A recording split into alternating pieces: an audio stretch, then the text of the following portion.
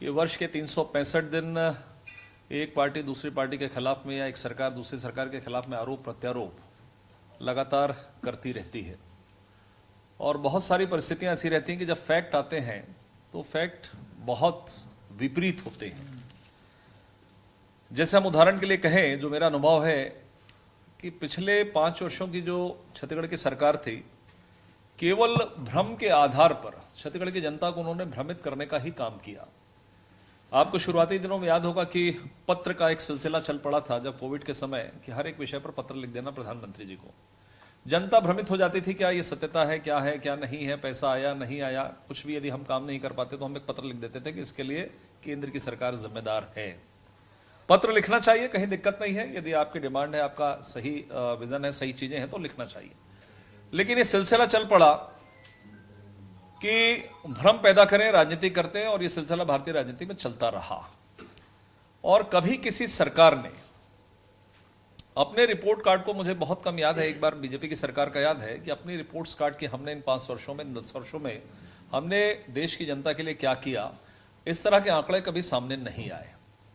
और विशेष रूप से ऐसे समय में जब लगातार विपक्ष भ्रम की राजनीति करता है तो ये बहुत आवश्यक हो जाता है कि आपने 10 वर्षों में क्या किया और हमने तुलनात्मक रूप से उस क्षेत्र में हमने 10 वर्षों में क्या किया, क्या आमूलचूल वृद्धि हमने की, किस तरीके से बजट को हमने आगे बढ़ाया, किस तरीके से हमने कामों को किया है। तो मुझे लगता है ये सब चीजें आवश्यक है मीडिया के माध्यम से आम जनता के बीच में जाकर के वास्तव में दूसरी सरकारों ने क्या किया, हमने उनसे क्या बेहतर काम किया, यदि क्या हम उसमें कहीं पीछे रह गए, तो ये नैतिक दायित्व बनता है। और ये कोई दलों ने नहीं किया। इसकी शुरुआत बीजेपी ने पहले भी की और इस बार भी भारतीय जनता पार्टी ने, हमारी केंद्र की सरकार ने इस बात को समझा कि क्यों ना एक 2004 से 2014 तक इस देश में यूपीए की सरकार थी। यूपीए की सरकार के बड़े मामलों को, सभी मामलों को हम लोगों ने उठाया, और 2014 से 2024 जो तमाम मामूल चूल परिवर्तन हुए, पुराने संकल्प पूरे हुए, जिनको हम 50 साल से कहते थे, इन सब चीजों को हमने पूरा किया। और देश में विकास से लेके गरीबों की जो आर्थिक स्थिति से लेके विभिन्न प्रकार की परियोजनाओं को हमने लेकर आए। तो एक श्वेत पत्र पिछले दिनों हमारे वित्त मंत्री जी ने भी केंद्र में रखा, और अब सभी राज्यों में प्रेस के माध्यम से, आप सबके माध्यम से, आम जनता के बीच में हमारा रिपोर्ट कार्ड कि हमने वास्तव में इन 10 वर्षों में, पिछले 10 वर्षों की तुलना में हमने किन कामों को किया है, इस विषय पर आज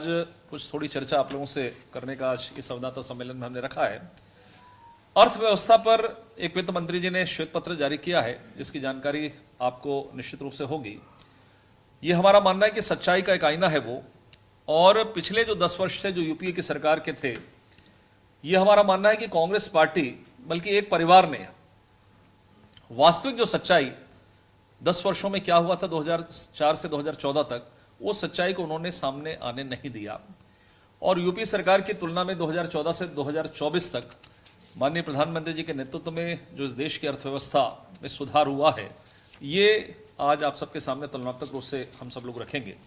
उसके पूर्व यूपीए की थोड़ी चर्चा करके और फिर वास्तव में हमने उसकी तुलना में क्या काम किया है, इस विषय को मैं आप सबके सामने रखूंगा। कि जब 2004 की, आपको याद होगा कि अटल बिहारी वाजपेयी जी की सरकार थी, एक बेहतर सरकार, एक अच्छी अर्थव्यवस्था जब यूपीए की सरकार को मिली, माननीय प्रधानमंत्री थे उस समय के तत्कालीन प्रधानमंत्री मनमोहन सिंह जी, उस अर्थव्यवस्था को, एक बेहतर अर्थव्यवस्था को किस तरीके से गैर निष्पादित अर्थव्यवस्था में बदला जाता है, 10 सालों के अंदर में किस तरीके से अर्थव्यवस्था चरमराई, खराब हुई, बदहाल आर्थिक स्थिति का निर्माण हुआ, उनके कारण क्या थे। आपको मालूम है कि उस समय चर्चाएं होती थी कि देश के अंदर में 2G घोटाला हम लोगों ने देखा, जब पेपर रंगे रहते थे चर्चाएं होती थी, कोल स्कैम हम लोगों ने देखा था, घोटाला, अगस्ता वेस्टलैंड की बातचीत होती थी उस समय, सत्यम घोटाला आपको याद होगा, ट्रक घोटाला, कॉमनवेल्थ, तमाम प्रकार के, कोई ऐसा एक दिन नहीं रहता था कि कुछ न कुछ घोटाले होते थे। कैश फॉर वोट घोटाला भी हमने देखा था, वोट के लिए किस तरीके से कैश का खेल खेला गया। शारदा चिटफंड से लेकर INS मीडिया से लेकर एयरलेस मैक्सिस घोटाला, एंट्रिक्स देवास घोटाला, लैंड फॉर जॉब, ये तमाम प्रकार के कुछ बड़े घोटालों की बात मैं कर रहा हूं जो यूपीए की सरकार के दौरान 2004 से 2014 के कालखंड में हुए थे। आज कांग्रेस की सरकार के समय एक अर्थव्यवस्था, बेहतर अर्थव्यवस्था के लिए बड़ी ही चीजों को सोचा जाता था कि कुछ बड़ी योजनाएं आएंगी तो देर थी अर्थव्यवस्था बदलेगी। इस चीजों को परिवर्तित करते हुए कि किस तरीके से आम लोगों के काम कर भी अर्थव्यवस्था को किस तरीके से सुधारा जा सकता है। हमने देखा कि एनडीए की सरकार के समय 2014 से 2024 तक कि जीडीपी के ग्रोथ को बढ़ाना है तो शौचालय का निर्माण किस तरीके से हुआ आपने देखा, उससे भी जीडीपी बढ़ती है। गैस कनेक्शन, घर में बिजली पानी, आयुष्मान कार्ड जो हम लोगों ने दिया, निश्चित रूप से देश के आर्थिक विकास दर में उससे भी बेहतर काम हुआ। 2G घोटाला हम लोगों ने देखा था उस समय। आज 2023 में जब एनडीए की सरकार है, 5G का काम चल रहा है जो सबसे तेज रोल आउट है।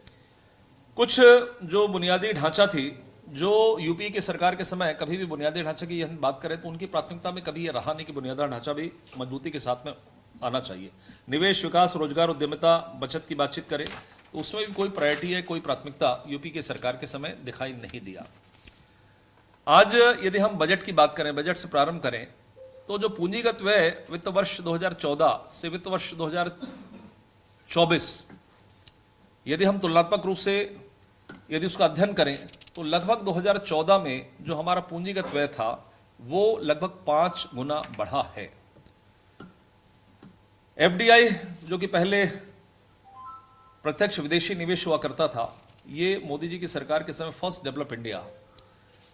कि भारत देश के अंदर में किस तरीके से डेवलपमेंट हो, ये एक प्रायोरिटी के रूप में आया और उसे एक नया नामकरण करके फर्स्ट डेवलप इंडिया इसकी एक रचना की गई और देश के अंदर में डेवलपमेंट किस तरीके से बढ़ा, इस बात को भी आपने देखा।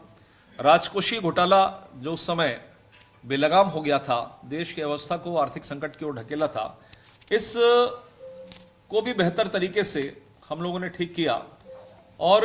जो 2011, 12, 13 में जो यूपी की सरकार थी, जो बजट की तुलना में बाजार